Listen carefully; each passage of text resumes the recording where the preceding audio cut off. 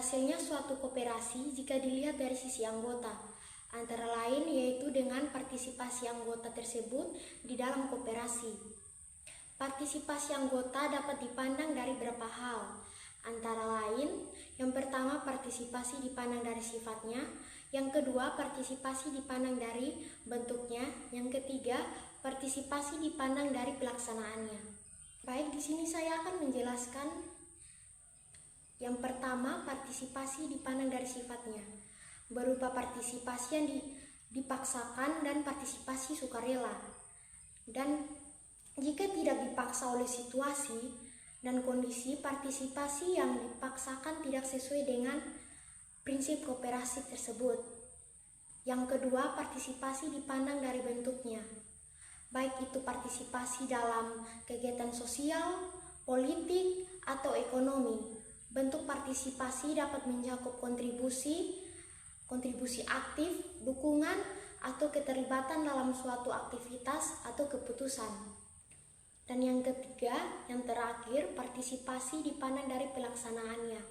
Dalam konteks pelaksanaan, partisipasi mencakup kontribusi aktif dan dukungan dari berbagai pihak yang terlibat dalam suatu inisiatif atau program.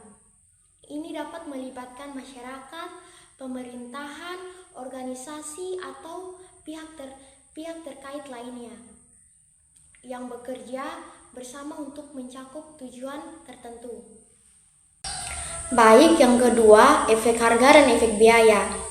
Partisipasi anggota menentukan keberhasilan koperasi, sedangkan tingkat partisipasi anggota dipengaruhi oleh beberapa faktor, yaitu besarnya nilai manfaat pelayanan koperasi secara utilitarian maupun normatif.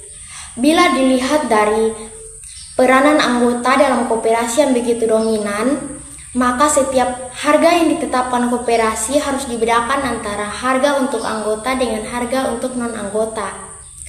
Perbedaan ini mengharuskan daya analisis yang lebih tajam dalam melihat peran koperasi dalam pasar yang bersaing.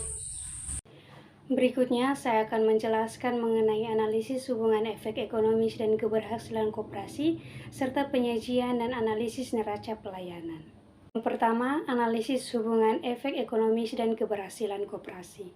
Dalam badan usaha koperasi, laba bukan satu-satunya yang dikejar oleh manajemen, melainkan aspek pelayanan atau benefit oriented. Dilihat dari konsep koperasi, fungsi laba pada koperasi tergantung pada besar kecilnya partisipasi atau transaksi antara anggota dengan koperasi. Semakin tinggi partisipasi para anggota, maka semakin banyak pula manfaat yang akan diterima. Salah satu faktor keberhasilan koperasi adalah partisipasi anggota, di mana partisipasi anggota berhubungan erat dengan efek ekonomis, yaitu manfaat yang akan didapatkan oleh para anggota. Yang kedua, penyajian dan analisis neraca pelayanan.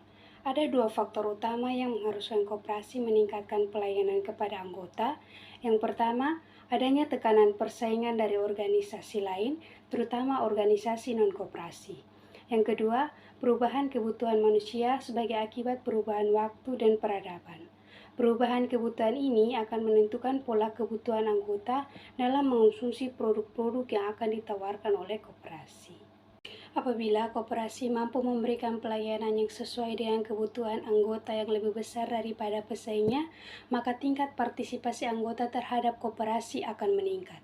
Salah satu hubungan penting yang harus dilakukan koperasi adalah dengan para anggota adalah kedudukan sebagai pemilik sekaligus pengguna jasa koperasi. Pada dasarnya, setiap anggota akan berpartisipasi dalam kegiatan perusahaan koperasi jika kegiatan tersebut sesuai dengan kebutuhannya dan jika pelayanan itu ditawarkan dengan harga, mutu, atau syarat yang lebih menguntungkan dibandingkan diperoleh dari pihak-pihak di luar koperasi. Audio Jungle.